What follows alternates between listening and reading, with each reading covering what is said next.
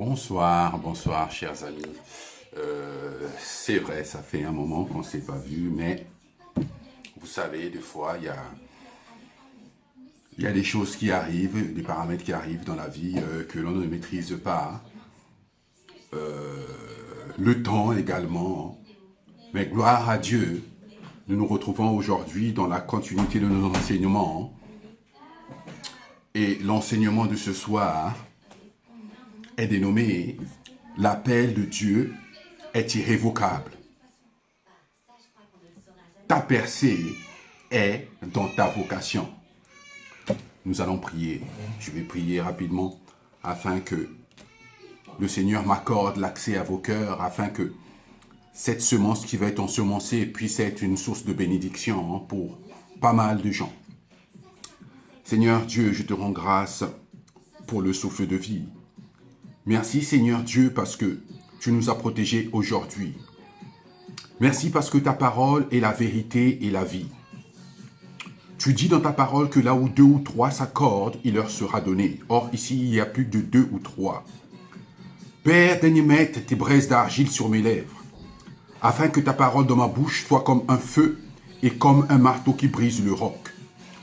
Que cette semence qui va être ensemencée, ô Dieu, puisse trouver un terrain fertile. Que un grain puisse donner 100 et 1000.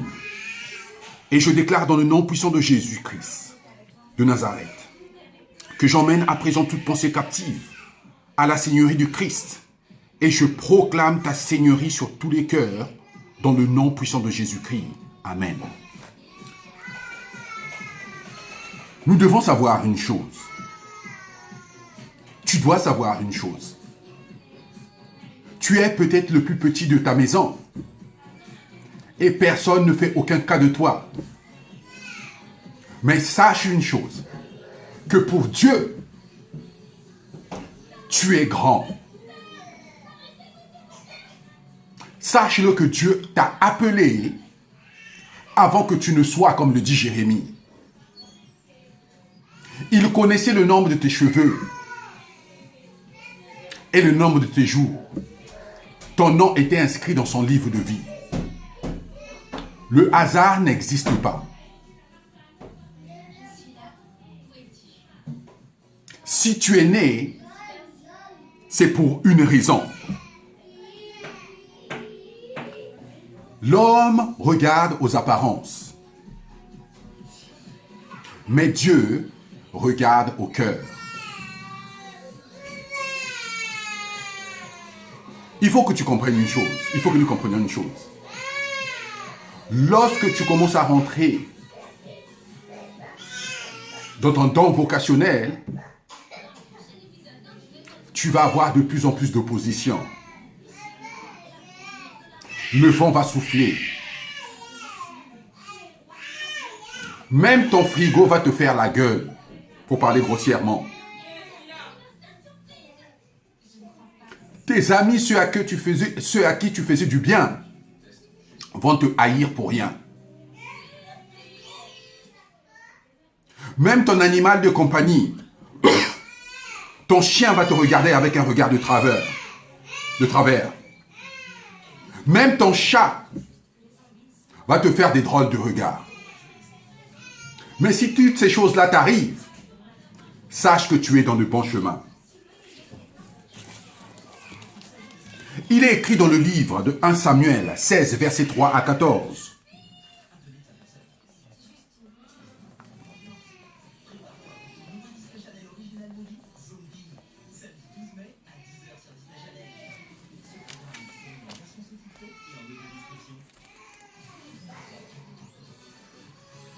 Il est écrit dans 1 Samuel, versets 3 à 14. Gloire à Dieu. Tu inviteras Isaïe au sacrifice. Je te préciserai ce que tu dois faire et tu désigneras par onction pour moi celui que je t'indiquerai. Samuel fit ce que l'Éternel avait dit et se rendit à Bethléem. Les anciens de la ville accoururent effrayés à sa rencontre. et demandèrent, ton arrivée annonce-t-elle quelque chose d'heureux? Il répondit, oui, je viens pour offrir un sacrifice à l'Éternel. Consacrez-vous et venez avec moi au sacrifice. Il fit aussi consacrer Isaïe et ses fils et les invita au sacrifice. Lorsqu'ils entrèrent, il se dit, en voyant Eliab, certainement, celui que l'Éternel a désigné par onction est ici devant lui. Mais l'Éternel dit à Samuel, ne prête pas attention à son apparence et à sa grande taille, car je l'ai rejeté. En effet, l'Éternel n'a pas le même regard que l'homme. L'Éternel regarde, l'homme regarde à ce qui frappe aux yeux, mais l'Éternel regarde au cœur. Isaïe appela Abinadab et le fit passer devant Samuel. Samuel dit, l'Éternel n'a pas non plus choisi celui-ci. Isaïe fait passer Shama. Et l'Éternel dit à Samuel, l'Éternel n'a pas choisi non plus celui-ci. Isaïe fait passer 7 de ses fils devant Samuel et dit à Isaïe, l'Éternel n'a choisi aucun d'eux. Puis Samuel dit à Isaïe, tous tes fils sont-ils là? Il répondit, il reste encore le plus jeune, mais il garde les brebis. Alors Samuel dit à Isaïe, envoie quelqu'un le chercher, car nous prendrons pas place avant qu'il ne soit arrivé. Isaïe envoya quelqu'un le chercher. Isaïe envoya quelqu'un le chercher. Il était roux, avec de beaux yeux et une belle apparence. L'Éternel dit à Samuel, lève-toi, verse de l'huile sur lui, car c'est lui. Samuel prit la corne d'huile et le consacra par onction au milieu de ses frères. L'Esprit de l'Éternel vint sur David. À partir de ce jour, et par la suite, Samuel se leva et partit à Rama.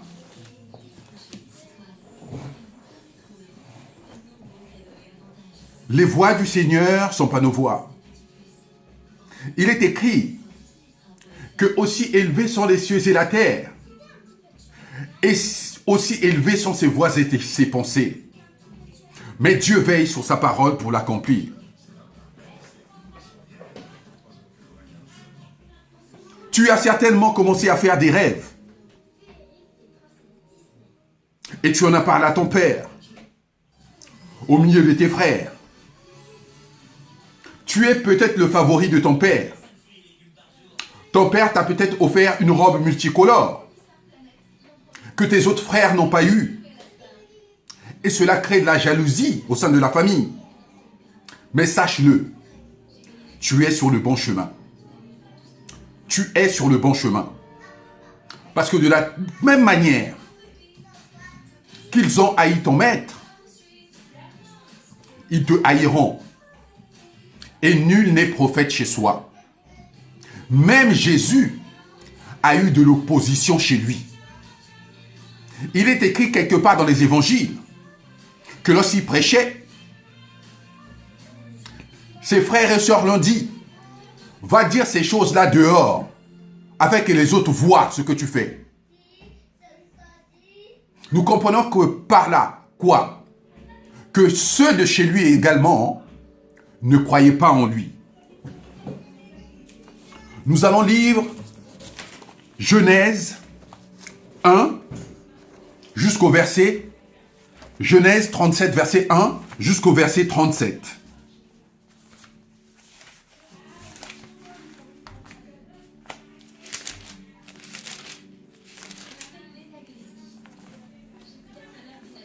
Gloire à Dieu.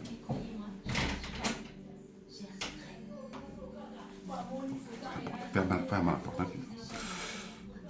Quant à Jacob,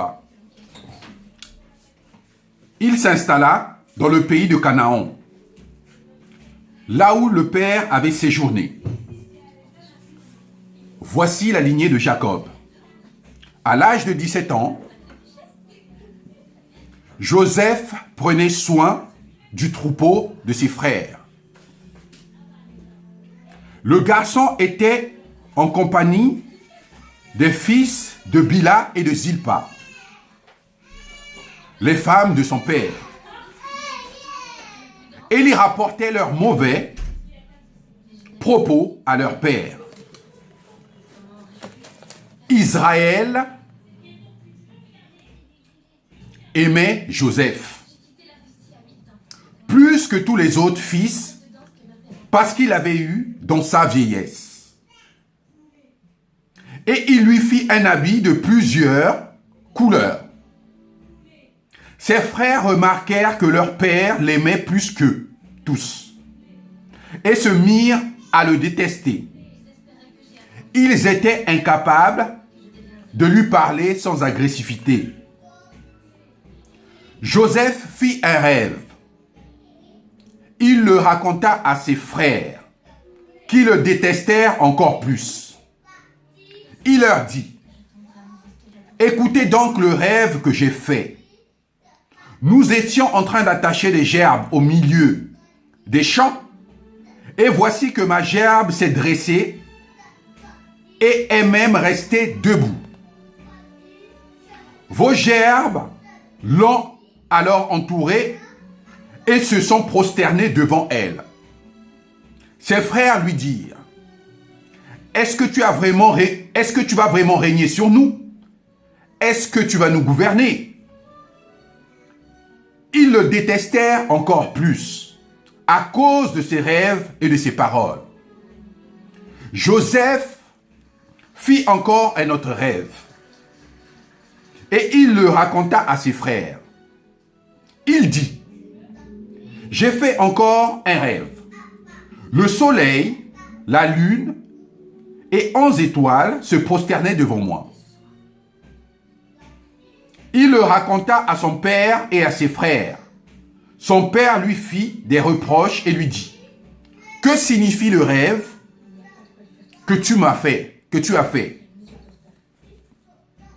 Faut-il que nous venions, moi, ta mère et tes frères, nous prosterner jusqu'à devant toi? » Ses frères se montrèrent jaloux de lui, mais son père garda le souvenir de cela. Les frères de Joseph étaient allés s'occuper du troupeau de leur père à Sichem. Israël dit à Joseph, « Tes frères ne s'occupent-ils pas des troupeaux à Sichem? Vas-y, je veux t'envoyer vers eux. » Il leur répondit, « Me voici. » Israël lui dit, « Va donc voir si tes frères sont en bonne santé et si le troupeau est en bon état. Tu m'en rapporteras des nouvelles. » Il le fit ainsi partir de la vallée d'Hébron. Joseph se rendit à Sichem.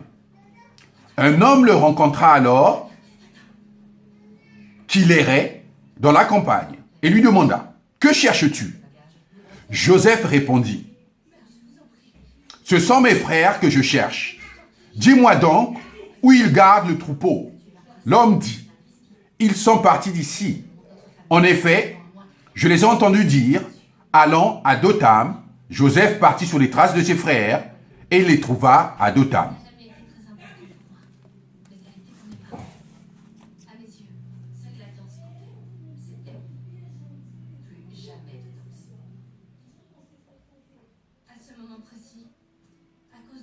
Tes frères vont certainement te surnommer le rêveur. Comme à l'époque de Noé, lorsque Dieu avait dit à Noé de construire l'arche de l'alliance, et dire qu'aucune pluie n'était tombée depuis. Et quand Noé leur disait que Dieu va envoyer le déluge, lorsqu'il disait de se repentir, personne ne croyait en lui. Tous le prenaient pour un illuminé. pour parler grossièrement, d'un fou.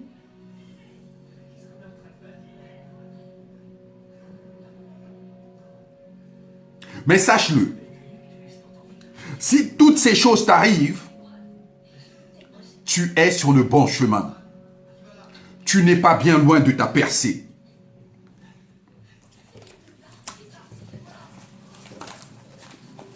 Nous allons continuer du verset 17. Nous allons lire Genèse 37.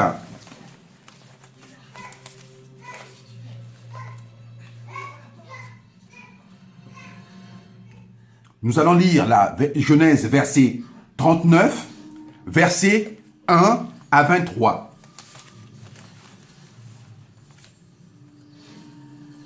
Je vais vous raconter ce qui s'est passé par la suite. Joseph va aller rencontrer ses frères. Ses frères vont le battre. Parce que les rêves de Joseph vont susciter de la jalousie en eux. Ils vont le battre. Il y en a qui vont vouloir le tuer. D'autres qui vont dire non, c'est notre frère. On ne peut pas le tuer, c'est notre sang. Et ils vont se concerter, ils vont décider de le mettre dans un trou, de le jeter dans un trou. Même dans ce trou-là, Joseph va pas renier son Dieu. Par la suite, il y a des Madianites qui vont arriver. Ses frères et sœurs vont vendre Joseph aux étrangers. Par la suite, ils vont rentrer voir leur père. Ils vont jouer tout un jeu de simulacre. Ils vont arracher la robe, la tunique de Joseph. Ils vont la déchiqueter. Ils vont tuer un bouc. Ils vont l'imprégner de sang. Ils vont aller voir son père pour lui dire, leur père pour lui dire, notre frère a été tué par une bête sauvage.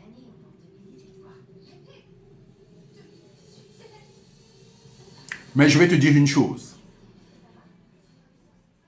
La personne qui doit te tuer n'est pas encore née. Alors, nous allons lire Genèse 39, versets 1 à 23. Il est écrit: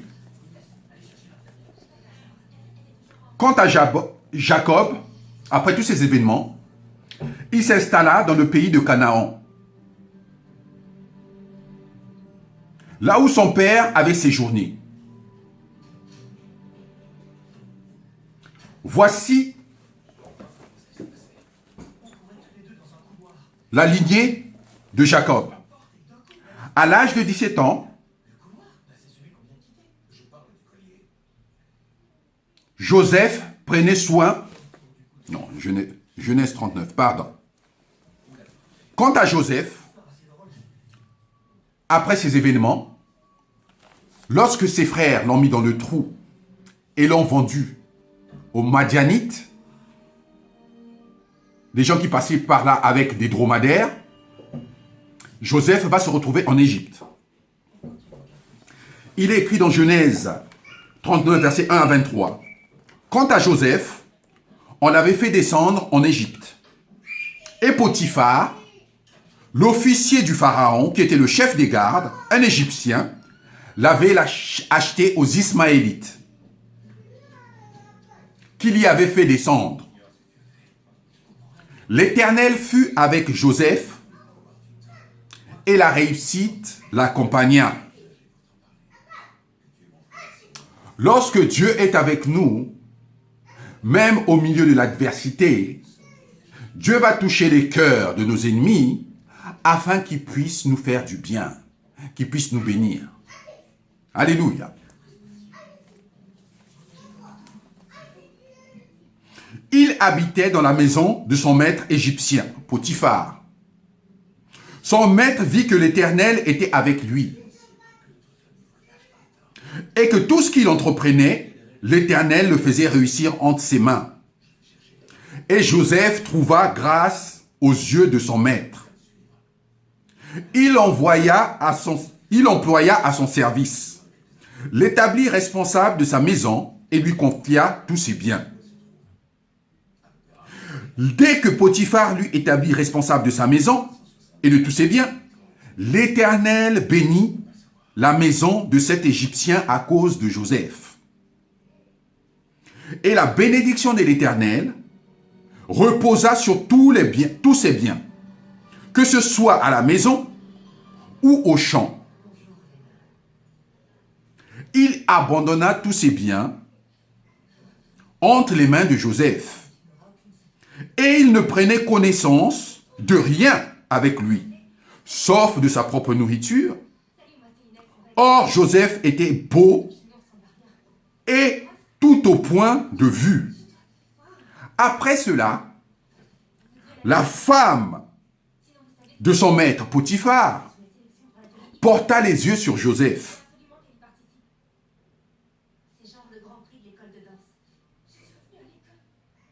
et dit, « Couche avec moi. » Il refusa et lui dit, « Mon maître ne prend connaissance de rien avec moi dans la maison.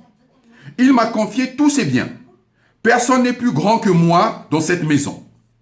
Et il ne m'a rien interdit, sauf toi, parce que tu es sa femme.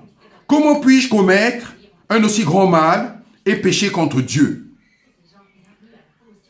Elle parlait tous les jours à Joseph, mais il n'écoutait pas et refusait de coucher avec elle, d'être avec elle. Un jour, il est entré dans la maison pour accomplir son travail, et il n'y avait là aucun des gens de la maison. Elle l'attrapa son habit en disant, « Couche avec moi. » Il lui laissa son habit dans la main et sortit.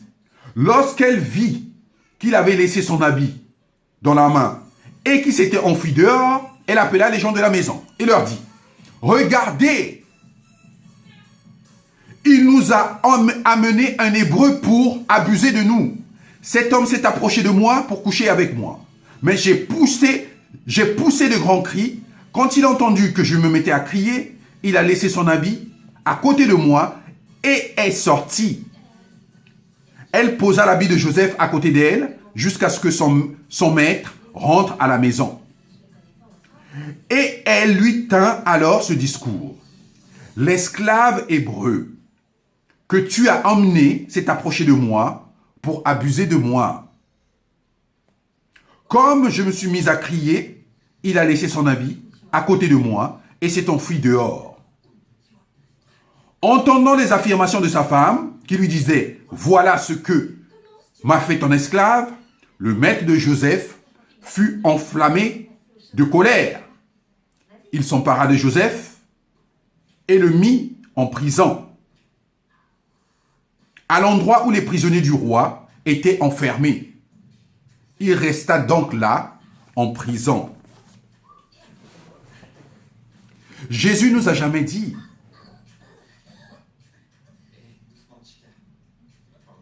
que nous ne serons jamais éprouvés. Même Jésus qui était fils a été éprouvé pour acquérir le rang qui s'est acquis. Si Dieu a ainsi éprouvé son fils, nous éprouvera-t-il pas? Dieu éprouve que ceux qu'il aime. Si nous n'avons pas d'épreuve, c'est que nous ne sommes pas approuvés de Dieu. C'est pour cela que Paul disait, « Je me réjouis tout le temps, même dans mes afflictions. Parce que je sais, lorsque je suis faible, c'est là que je suis fort. » Dieu ne nous laissera jamais tomber.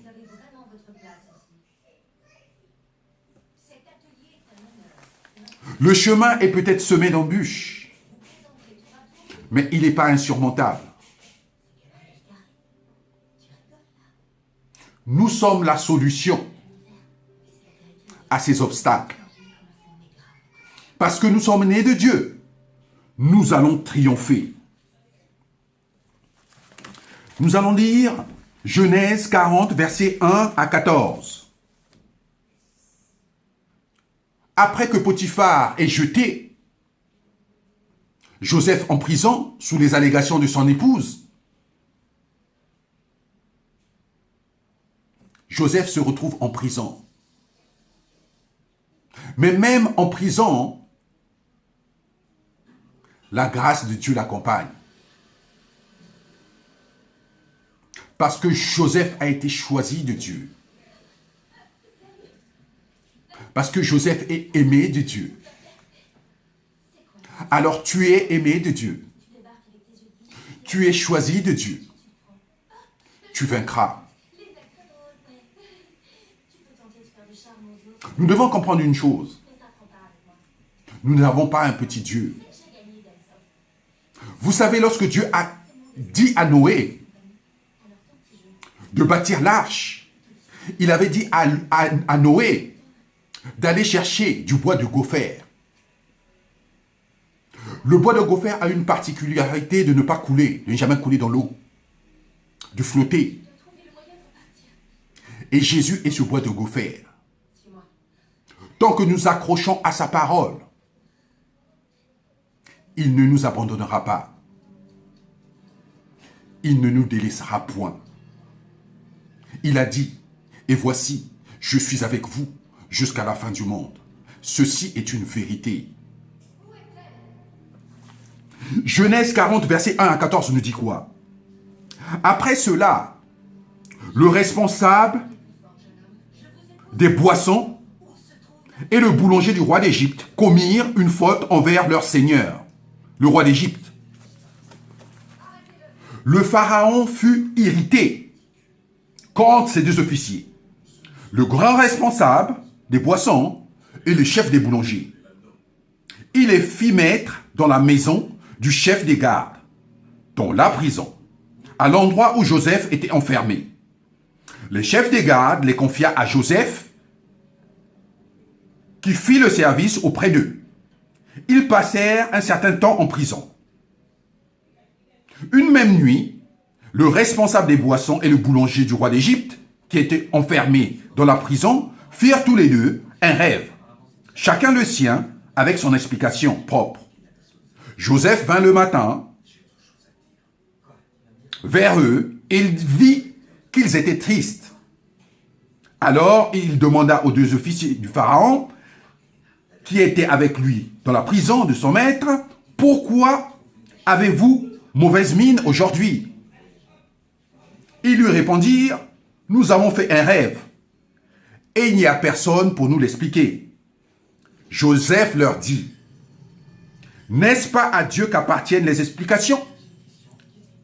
Racontez-moi donc votre rêve. » Le grand responsable des boissons raconta son rêve à Joseph.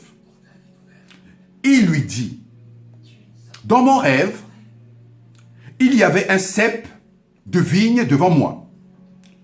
Le cep portait 3 sarments. Quand il bourgeonna, sa fleur s'est développée et ses grappes ont donné des raisins mûrs. La coupe du Pharaon était dans sa main. J'ai pris les raisins, je les ai pressés dans la coupe du Pharaon et j'ai mis la coupe dans la main du Pharaon. » Joseph lui dit, « Voici l'explication des 3 sarments représentent 3 jours. Encore 3 jours et le Pharaon t'élèvera bien haut et te rétablira dans tes fonctions. Tu mettras la coupe dans la main du Pharaon comme tu avais l'habitude lorsque tu étais son responsable des boissons. Cependant, souviens-toi de moi quand tu seras heureux et fais preuve de bonté envers moi. Parle en ma faveur au Pharaon et fais-moi sortir de cette maison. En effet, j'ai été racheté au pays des Hébreux, et même ici, je n'ai rien fait qui mérite la prison. » Voyant que Joseph avait donné une explication valable, le chef des boulangers dit, « Dans mon rêve, il y avait aussi 3 corbeilles de pain sur ma tête. Dans la corbeille supérieure, il y avait des plats cuits au four et toutes sortes pour le Pharaon.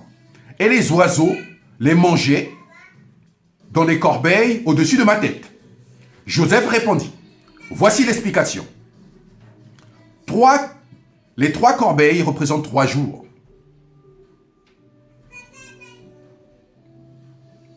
Encore 3 jours, et le Pharaon t'élèvera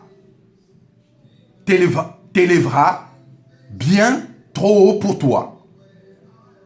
Il te fera pendre à un bois et les oiseaux mangeront ton corps.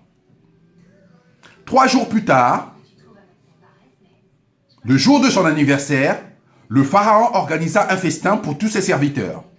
Et il élèvera bien haut le grand responsable des boissons, ainsi que le grand chef des boulangers au milieu de ses serviteurs.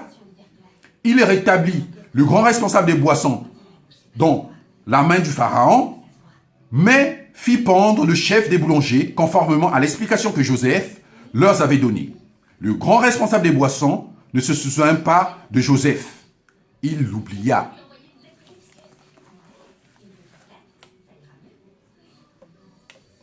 Même dans la situation où tu es, Dieu va te faire trouver grâce.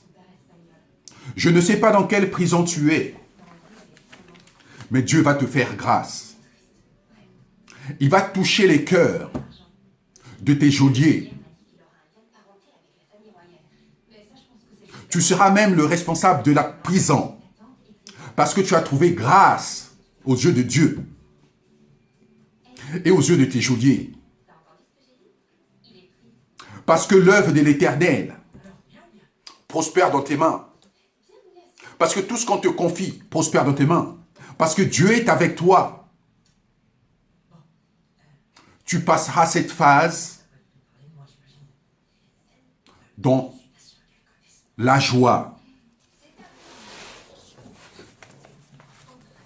Amen.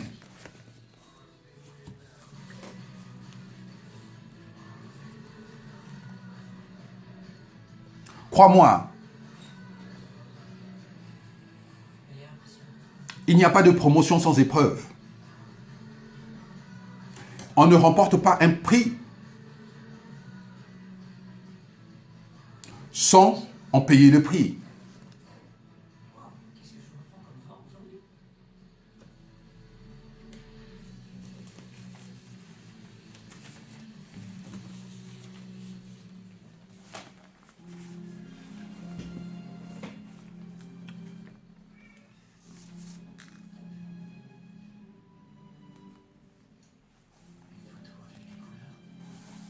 Nous allons maintenant lire Genèse 41, versets 1 à 46.